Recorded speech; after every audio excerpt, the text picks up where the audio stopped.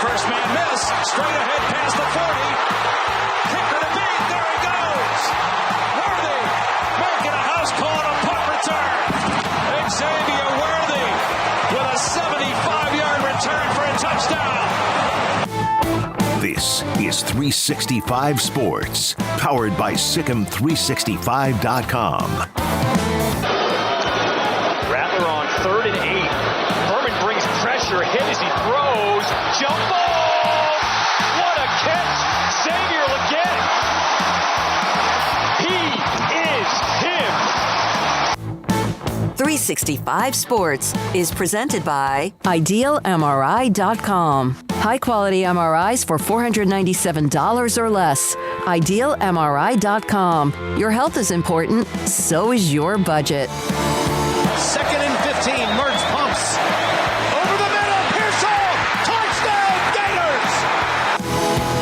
365 Sports is also brought to you by Texas Farm Bureau Insurance, protecting Texans since 1952.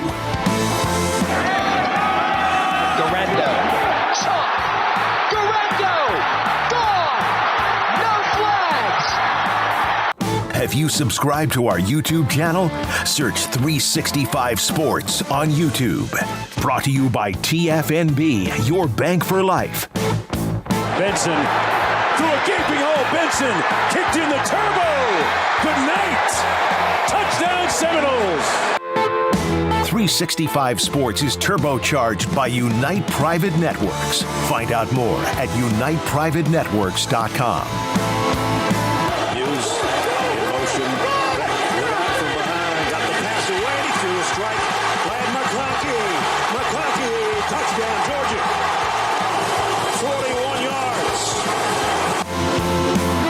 Now, here's David Smoak, Paul Catalina, and Craig Smoak. Good afternoon, 365 Sports. Want to give you a little bit of a heads up just in case that we had a little bit of a power flicker in the last hour and had to get a little bit of goose. Everything seems to be fine. It's not the building. It's something inside of where we are, the studio on Elm and MLK, just about a mile away, of course, from McLean Stadium off I-35. So just be prepared. We will try to, we won't be able to tell you if all of a sudden, boom. But it appears as if Jack and Paul, Emery, an electrician or... A guy from Encore was very friendly to Kame. He had kind of a badass mustache. Looked like a pirate. He came and told us what the issue could be.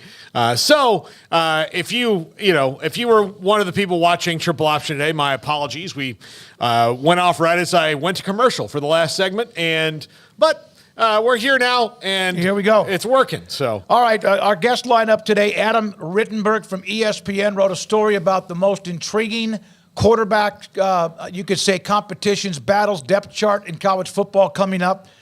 Mike Craven, Dave Campbell's Texas Football Magazine, with an early write as some spring drills have started or will start an FBS football power poll. Kennington Smith III from theathletic.com covers Alabama. We'll get to that in a moment.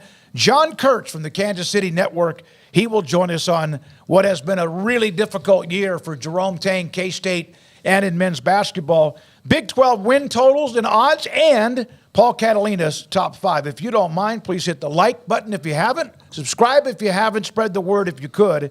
We would appreciate that. So today, Chris Lowe, who will join us tomorrow, had this story on ESPN about Nick Saban and some of the reasons behind how all of a sudden he's gone and retired from college football. A couple of quotes from the article in ESPN from Chris Lowe.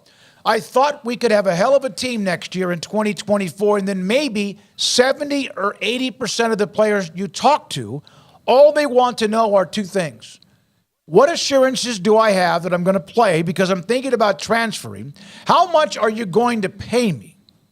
Saban told ESPN as well, Chris Lowe, our program here has always been built on how much value can we create for your future and your personal development, academic success, graduating, developing an NFL career on the field. The other part of this, so I'm saying to myself, maybe this doesn't work anymore. That the goals and aspirations are different, and that's it all about money. It's all about how much money can I make as a college player. I'm not saying that's bad. I'm not saying it's wrong. I'm just saying that's never been what we were here to do or what we've been about. And it's not why we've had success throughout the years. Well, look, it's okay to say that, like, this is a job for a different person now, and that you're in, because again, there have been so many changes in rapid succession, and there's going to be more changes here in the next few years.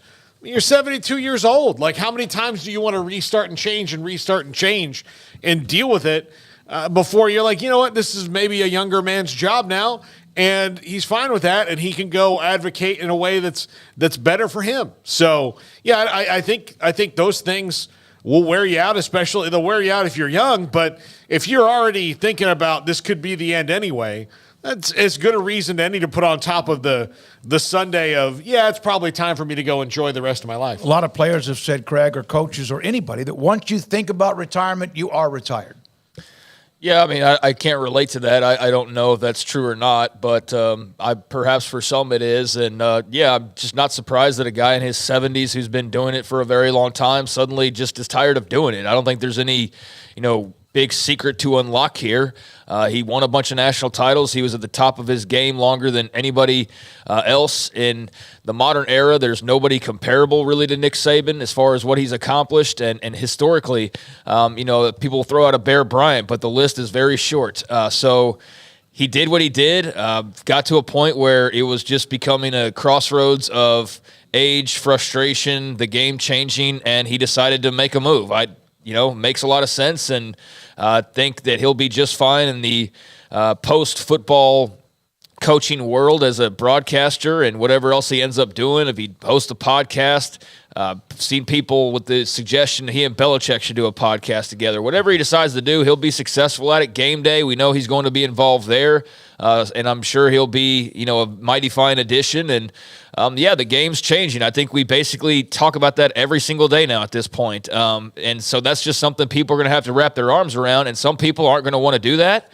And that's fine. They can go find something else to do, whether that's as a broadcaster, as a coach, as a player, and then others are going to embrace it and enjoy it. But I do think that when you're college football and all these execs and these presidents are running around just trying to figure out how much money they can stuff in their pockets and how long they can keep the grift going before eventually the government steps in, which they're finding out was decades, and then in 2023, 2024, that narrative started to change in a major way. I think it's one thing to sit there and think you're going to break off and have your own playoff for those that have that idea in mind, and we'll just alienate hundreds of thousands, if not millions of fans, but we'll be fine because we have the biggest brands. But if you're also running off the Nick Sabans of the world because of the way your current structure is, I might take a pause for just a second and go, damn, like we might be needing to kind of just chill out for a second and kind of regroup and figure out if this is the way things need to be. And so I know everybody's scrambling for answers. Maybe when those answers come, whether it's a break off or it's government intervention, then it will all settle down and everybody will go back to the norm. But yeah, right now it's a disturbance across the board, whether it's coaches or whether it's fans in some cases. And for Nick Saban, I think is a combination of those outside factors and just the natural progression of wanting to go do something else with your life. Yeah, it is. He's going to make a bunch of money. That doesn't mean he needs it, but why not? And he's going to have fun because he's still going to be attached to the game, and any kind of podcast would be awesome. I just always have enjoyed. He was the only coach each specific week, no matter who they were playing, who I would go back and watch either the week of press conference and or after a game press conference on YouTube. He was the only one. There's some I would go and watch it, whether coming off a game I covered or just interested in a big win by somebody or a bad loss by somebody. His was, to me, money every single time. So also, Greg Byrne, whose dad, of course, was an AD in college athletics, Nebraska, A&M, elsewhere. He had a 72-hour window that he promised the team. Saban spoke with the team. It was on, I think, a Tuesday night, whatever day it was, and it took 6 minutes. Byrne then told the team, who was the players in the room, he would have somebody within 72 hours. And then there's another story here that ended up with Kalen DeBoer, who he was, of course, a part of very quickly. But, Paul, there was a chance that Florida State would be looking for a new head coach with Mike Norvell. And that makes sense, too, as being somebody that was a candidate. Well, Jimmy Sexton had them ready to move on, or preparing because he he either convinced them Mike Norvell was getting that job, or they were just so worried about Mike Norvell taking that job or any job that they came, got the extension done and agreed to. But I think the more interesting part of that is that their number one choice, had they had to move on, would have been Lane Kiffin. And when I first saw that, I was like, But then, look, if you're going to be the team that's out in front of everybody, like barking your way out of a conference, why not grab a coach who can bark along with you and be the persona? So I wouldn't have hated it. I mean, like, I wouldn't have liked it as much as I do like Mike Norvell, because I think he's an excellent coach, but wouldn't have hated it. I think I could have gotten on board with Lane Kiffin at FSU, but that's a very interesting to try to pull him out of the SEC. And the thing is that if you're going to be Florida State and go into the SEC to get a coach, Ole Miss is kind of a place where you can do that, because you've won a whole lot more than they have over the years. And, we're in contention for the playoff just this past year. So, yeah, I mean, it would have been a minor step down, in my opinion, as far as long-term goes, but not that big a one. Yeah, I think the phrase used was prime candidate. So I don't know if he's number one overall, but certainly in the mix of top guys. And yeah, that would have been an interesting set of dominoes to fall. I think that would have been a solid hire for Florida State. But Mike Norvell remained their guy, fortunately for them, and they can keep on building what he's already started to build these last few years. So yeah, the domino effect could have been a lot crazier than it was.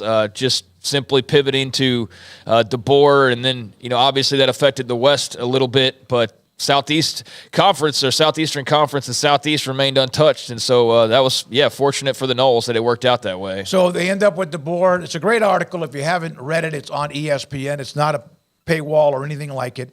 Chris Lowe, who will join us tomorrow, as Paul said before the show, he's going to join us tomorrow, really pretty much right off the top of the show. Also, Tony Caridi from West Virginia, voice of the West Virginia Mountaineers tomorrow on the Neil Brown extension, and also more. So there we are with the Nick Saban. He also made the comment, said the relationships with players just didn't seem to have the same meaning as they once did. And I'm sure there were coaches that went through the 70s, 80s, 90s at some point that may have felt the same way with relationships they had with some of their players too. I think a very small percentage in comparison to probably what he's dealing with now. I mean, it's not even comparable. The 2010s are the only thing even somewhat comparable, and those aren't even totally comparable to right now. Forget the 2000s, the 90s, the 80s. I mean, there was no cell phones. There was no pay-for-play, NIL. There was no transfer portal freedom. And not saying that those things were good that way. Obviously, some of those things like transfer freedom and NIL needed to change. But, it's not even close to the same game. So, I'm not surprised that a man in his upper ages is not relating to the 18-year-old from a different part of – I mean, even if he was from Tuscaloosa, I don't think you have anything in common at that point. So, trying to communicate when you're a guy who grew up in the 50s, 60s, 70s, so on and so forth I don't have kids. I can't even imagine what it's like. I can't even imagine. It's awful. The frustration. Yeah. I mean, it goes both ways, but, I knew that was coming. The life of trying to just even interact with young people sometimes is, and I know for the young people, they automatically tune out because it's like, oh, here goes the old guy talking about, but I don't think you truly grasp of what it's like. It's one thing to try and communicate with somebody who actually acknowledges you. When somebody's not even aware you're 2 feet away because they're so locked into a screen, it's like a whole nother world. So like, I can imagine how frustrating it is to corral 100 guys with cell phones, and then you got street agents, and you've got DMs, and you've got so much stuff to deal with. Snapchat, it's just, how is Saban supposed to relate to a lot of that if you can't even if it's not even normal to just sit down and talk about like where you're from and who you are? Like, does that even happen anymore? So in comparison to when you did that, because that's just naturally what you did, because that's just how life was. So I think if you're an older coach, then it's probably incredibly hard to be able to relate the same way that you were able to just even 10 years ago. And that's not the fault of the player or the fault of your own making. It's just the age gap, and technology has created that difference than what it was once upon a time. There's nothing more difficult than if it's a child or someone that you're trying to teach, or let's say that they're zoned out. It's really, really hard. It happens. Look, and also it could be the parents' fault too, but you're right. And now with all the distractions on top of it, I can't even imagine. It's not, I mean, like, that's all the serious stuff. Look, do you know how old that Jack makes me feel every single day? And I'm going to be 44 in 5 weeks. Willie McCovey. Yeah, Henry Aaron. I'll be 44. So that's not old, but it's solidly middle-aged. Like, I'm at the halfway point. No, 44 is young still. So, but like even things that I think I know about, and Jack and I will talk about technology, and then I'll say something wrong, and then he'll correct me, and I immediately just want to go, is there a place you can feed me soup and bring me a blanket when I'm cold? Because you do. You feel so old so fast and disconnected from what the now is. Look, when you're 70 years old and you're trying to keep up, and then you've got to go in. You know, Bobby Bowden used to go wash dishes in grandma's sink, and that's how they did it. Now, if Nick Saban tried to do that same thing, he'd go wash a dish, and be like, grandma would be like, how much money can you get him? And you're like, and that was happening a little bit too, but even then, like, now they're not even afraid to ask. Right, Before it was like, hey, do you have a guy that we can talk to? I just think some other stuff, and then I think it's different for a Sark, who's a younger guy. I mean, you can still have those relationships. Not saying it's impossible. There's plenty of programs that have great cultures, and I know just down the road, Dave Aranda's trying to ensure that it's kind of the way that it used to be, just at least as far as relationship building. But it's just so hard to do now. That's the point. Is that it's nearly impossible. As soon as you develop a relationship, that guy could be out the door the next day, no strings attached. So all that's to say that there's nothing wrong with it. It's just part of the way that life has evolved. People get older and they have a harder time, communicating with young people. I don't think that's even it. It's just the maintaining of those relationships and just the constant cycle of it. That alone, much less all the other factors. Yeah, it's not a surprise Nick Saban decided it's just not for him anymore, and he'd rather just kind of observe from the outside and have his positive effects where he can on the game from the inside when the calls come. MC Gusto, most of you people of today have no idea how to shake a hand. I mean, yeah, that's true. Yeah, I've definitely had some awkward encounters with younger people. Of like, it's just I don't even know. Yeah, how to even interact sometimes. It's weird. And if you get them to look up at you. Yeah, I mean, and so again, I don't want to be old man yelling at cloud, because I know how that sounds to probably Jack and Emery right now, but I mean, they'll know in about 20 years, they'll understand, and I can't even imagine what it's like by then. And what Steve Sarkisian's saying about why he's retiring from Texas is because, whatever the issues are at that point in time. So yeah, and just in our world, the way that it is, it's not even an age thing so much. It's just the communication part of it. For a guy who grew up the way Nick Saban did, I can imagine it's incredibly difficult to try and replicate or duplicate what it was like when you were younger and more energetic and more able to kind of just let things bounce off you. Now it's like, is it worth the grind? No, clearly it's not worth the grind for him anymore. And so there are some other quotes about the story, about the search for Kalen DeBoer, and also the possibility Mike Norvell, et cetera, that are in that article. Today, this is really cool. I saw this as a promo, a tease about 2 or 3 days ago.